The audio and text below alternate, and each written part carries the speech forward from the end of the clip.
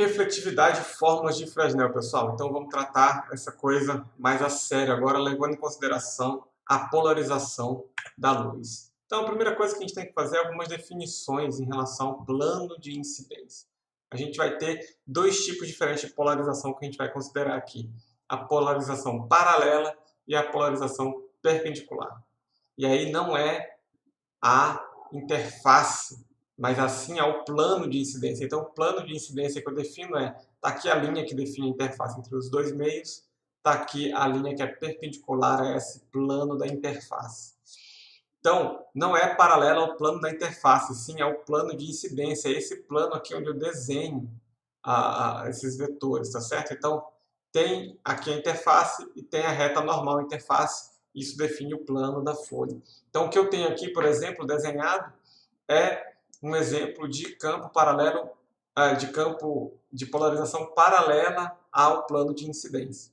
A polarização perpendicular seria o campo elétrico entrando e saindo da folha. Aí seria uma polarização perpendicular ao plano de incidência, tá, pessoal? Então tem um desenho mais sofisticado aqui.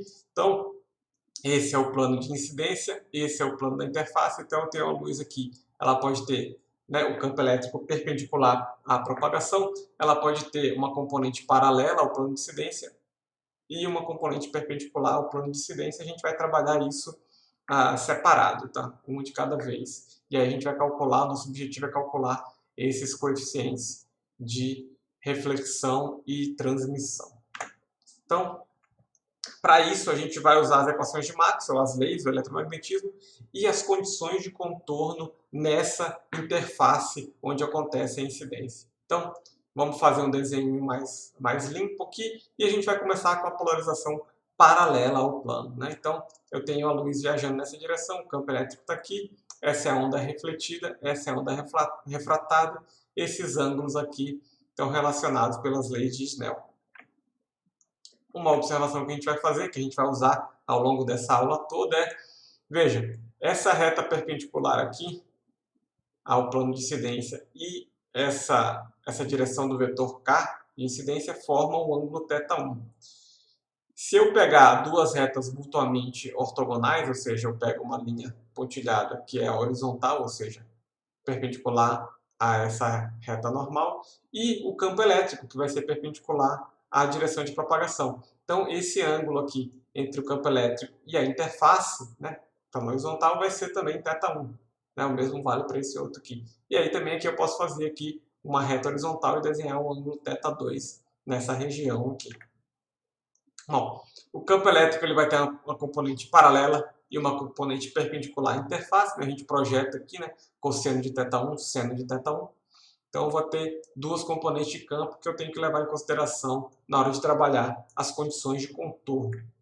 Então, o que eu vou fazer eu vou pegar um caminho, eu vou circular um caminho ali que engloba essa interface. Essa linha aqui é a interface entre os dois meios, de índice de refração 1 e 2.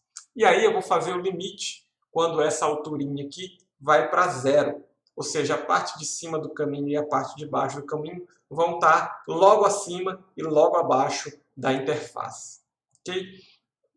Essa condição de contorno aqui vai me dar uma condição sobre o campo paralelo, tá certo? Porque o campo perpendicular, quando eu fizer essa integral de caminho, esse produto escalar com dl, o campo perpendicular aqui e aqui vai dar zero esse produto escalar, certo? E aqui nesse caminho eu vou fazer o limite quando ele vai para zero, então essa integral vai dar zero do mesmo jeito. Então isso aqui é uma condição sobre a componente de campo paralela à interface, ok? Bom, se a gente olhar aqui, esse segundo termo, que é a variação temporal do fluxo do campo magnético através dessa superfície definida pelo caminho C, ele na média temporal vai dar zero, porque o campo magnético está oscilando para lá e para cá. Então, quando eu fizer a média temporal, que é o que importa aqui para a gente, isso vai dar zero, então eu vou chegar aqui a integral do campo elétrico nesse caminho fechado, vai dar zero. Isso aqui, se eu trabalhar a componente paralela, vai ser a E2dl, nesse pedaço de caminho aqui, menos E1dl. Por que menos? Porque o campo paralelo no meio 1 está apontando para a direita, só que o vetor dl vai estar apontando para a esquerda. Então, quando eu fizer o produto escalar, vai aparecer um menos 1.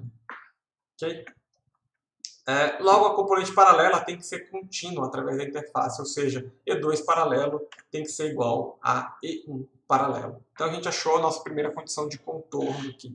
O campo no meio 1, a componente paralela do campo no meio 1 tem que ser igual à componente paralela do campo no meio 2. Para a componente perpendicular, a gente vai usar o divergente do campo D, ou seja, a gente vai usar a lei de Gauss. Então, eu vou pegar de novo, essa linha representa a interface entre os dois meios.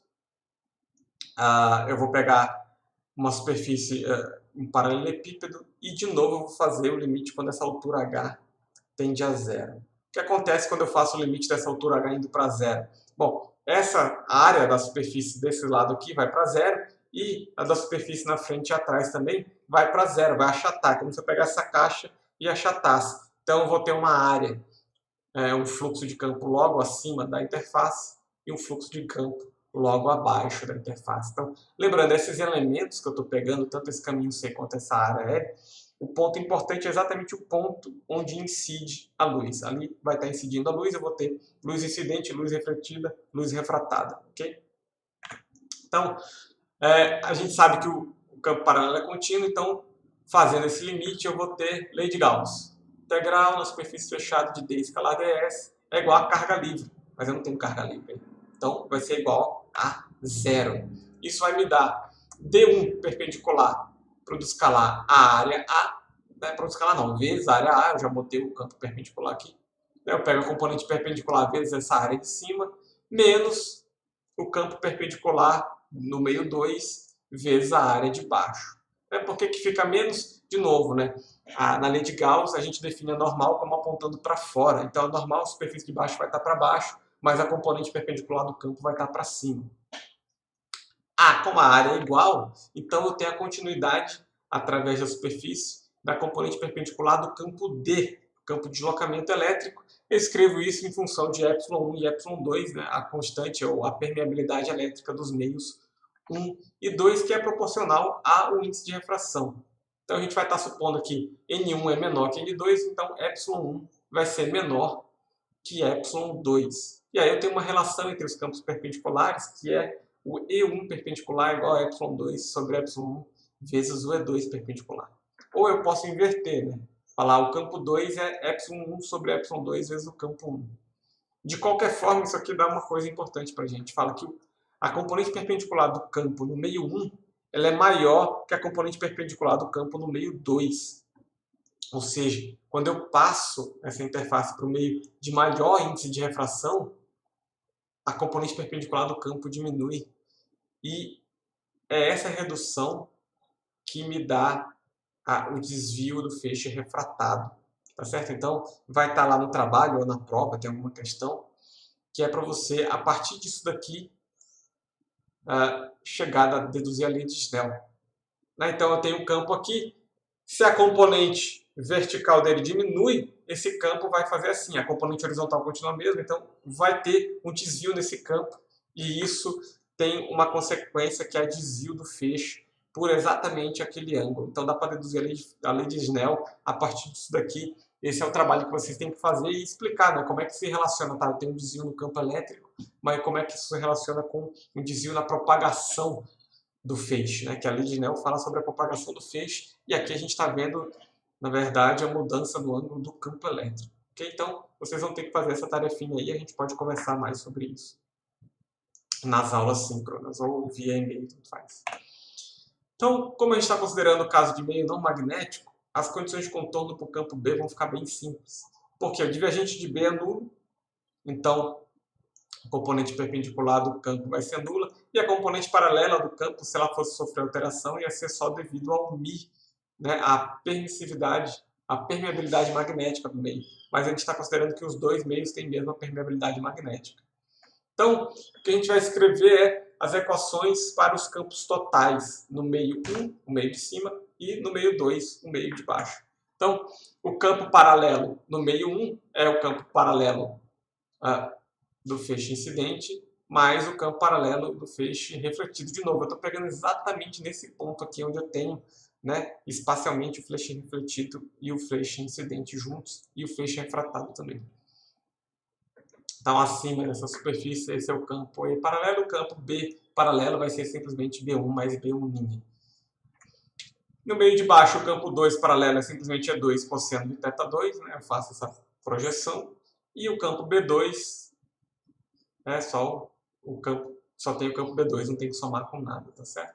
A gente vai pegar e aplicar as condições de contorno nisso daí, ou seja, E1 paralelo tem que ser igual a E2 paralelo, me dá essa equação aqui, e o campo B em um meio tem que ser igual ao campo B no outro meio, me dá essa outra equação aqui. Bom, eu vou usar aqui o campo B é o campo elétrico dividido por C vezes o índice de refração do meio. Então, isso vai me modificar a equação de baixo, tá? B2 é igual a B1. E a equação de cima continua a mesma coisa, então eu modifiquei essa equação aqui. A outra condição de contorno para o campo elétrico perpendicular vai dar um resultado igual a isso daqui, tá certo? Por isso que a gente nem colocou ela. Então eu posso usar tanto B quanto aquela outra condição para chegar nesse mesmo resultado aqui. Então, o que eu vou fazer é isolar o campo E2 numa equação e na outra. E aí eu vou substituir esse E2 aqui, em função de E1 e E1', nessa equação aqui. Isso tudo eu estou fazendo para achar uma relação entre o campo refletido e o campo incidente. Depois, o que a gente vai fazer é isolar E1 nessas duas equações aqui e achar uma relação entre o campo elétrico refletido e o campo elétrico incidente. Mas vamos lá. Então, substituindo esse E2 na equação da esquerda, eu vou ficar com essa expressão aqui, e aí a gente vai isolar, né, de um lado o campo incidente, do outro o campo refletido, e eu vou calcular a razão entre o campo refletido e o campo incidente. Essa razão é o coeficiente de Fresnel para reflexão. Né? Então, E1' sobre E1 vai ser N2 cosseno de θ1 menos N1 cosseno de θ2 sobre a soma desses dois termos. Isso é definido como RP, né? O coeficiente de reflexão na polarização P paralela. O coeficiente de Fresnel que a gente tem, aí a gente vai fazer o outro coeficiente de Fresnel, que é aquela conta, isola E1' naquelas duas equações e acha a razão entre E2 e E1. Esse é o coeficiente de Fresnel para transmissão na polarização P. Então, o denominador é exatamente igual, mas o numerador muda, 2N1 cosseno de θ1. Tranquilo? Então, esse é o coeficiente de Fresnel para transmissão na polarização P. A gente vai fazer essas mesmas contas, essas mesmas considerações agora, só que para a polarização S, que é perpendicular. Certo? Por que S é perpendicular? Porque em alemão, perpendicular se escreve com S. Senkrecht. Né? Então, sei lá. Precisava de alguma outra letra, porque paralelo e perpendicular é tudo igual, a gente pega essa outra letra aí, beleza? Então, polarização perpendicular, S. Então, o campo elétrico agora está perpendicular ao plano da incidência e o resto é tudo igual. As condições de contorno vão mudar um pouco, porque agora, né, eu não tenho mais campo elétrico perpendicular à interface, só tenho campo elétrico paralelo à interface, mas eu tenho campo magnético perpendicular à interface. Então, o B paralelo é contínuo. Eu vou escrever uma equação desse jeito aqui, já estou escrevendo direto a equação para os campos totais.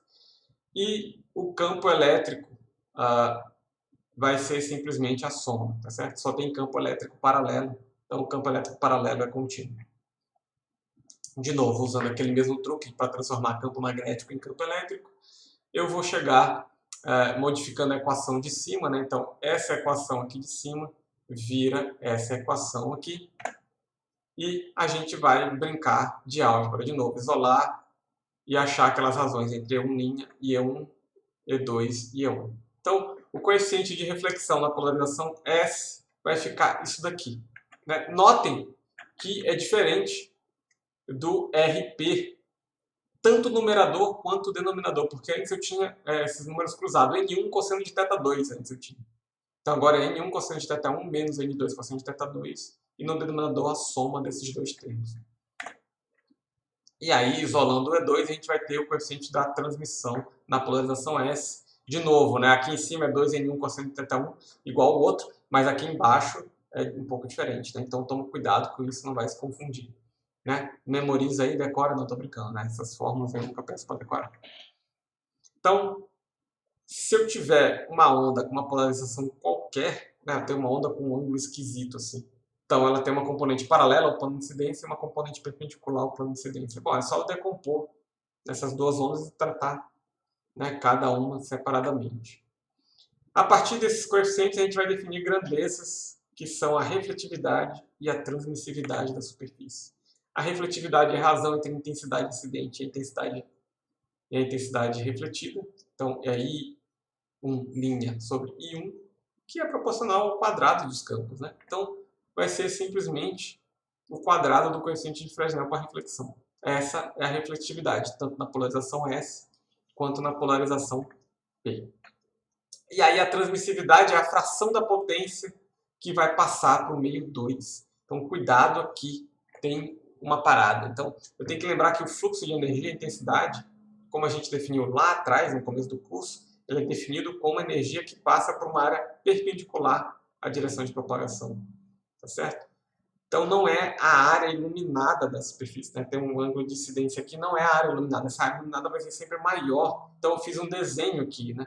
Então essa é a área iluminada da interface, a área perpendicular à propagação no meio 1 é essa, a área perpendicular à propagação no meio 2 é essa. Então a transmissividade vai ser P2 sobre P1, então é I2A2 sobre I1A1. Então eu vou escrever essas áreas em função da área A, multiplicado pelo cosseno de θ, né? θ2 no meio 2, θ1 no meio 1. E aí sim eu consigo, aqui era P2, tá? P2A, P1A. Ah não, tá certo, eu comecei com a potência e mudei para a intensidade. Essa área aqui cancela, né? Então vai ficar I2 cosseno de θ2 sobre I1 cosseno de θ1. E aí eu vou escrever isso em função do campo, as intensidades em função do campo. Não é só o campo ao quadrado, agora cuidado, né, que é 1 meio de CY0 N vezes o campo. Então tem o campo ao quadrado vezes o índice de refração de cada meio. Esse termo aqui, eu vou transformar ele. Né, vai virar tangente de θ1 sobre tangente de θ2. Como isso, né? Eu usei a lei de Snell aqui. Peguei o N2 sobre N1 e escrevi como seno de θ1 sobre seno de θ2. Então, vai ficar um tangente sobre tangente aqui. Então, a transmissividade da superfície vai ficar escrita dessa forma. Essa razão entre os campos eu posso escrever como coeficiente de transmissão de Fresnel. Então, cuidado, para a transmissividade, eu preciso, não é só o coeficiente de Fresnel ao quadrado, né, para cada tipo de polarização, mas tem um fator tangente de θ1 sobre tangente de θ2.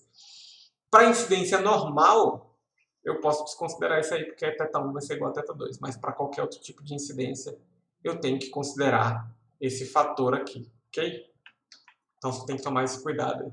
Então, isso vai acontecer em todas as interfaces, pessoal. Então, eu tenho um feixe incidente, vai ter um feixe refratado, um feixe transmitido. Quando eu chegar aqui embaixo, por exemplo, nesse material, vai ter outra interface, vidro-ar. Né? Era ar-vidro, virou vidro-ar. Então, aqui de novo, vou ter um feixe refletido, um feixe refratado. Esse feixe refletido que subiu vai ter um feixe refratado aqui, um feixe refletido aqui. Enfim, toda interface vai ter isso, tanto entrando no vidro quanto saindo do vidro. Né? Então, se eu tiver uma lente, por exemplo, quando a luz passar pela lente, né, ela vai ter sofrido a refração na entrada, a refração na saída, e vai ter sofrido a reflexão na interface de entrada e a reflexão na interface de saída também. E a gente tem uma coisa da conservação de energia aqui. Né? A transmissividade mais a refletividade tem que ser igual a 1. Né? Tanto que cheguei aqui, a luz incidente, bom, uma parte da energia refletiu, a outra passou. Não tem como ser mais que isso, nem menos, tá certo? A menos que o material absorva. A gente está considerando que o material não absorve nada aqui.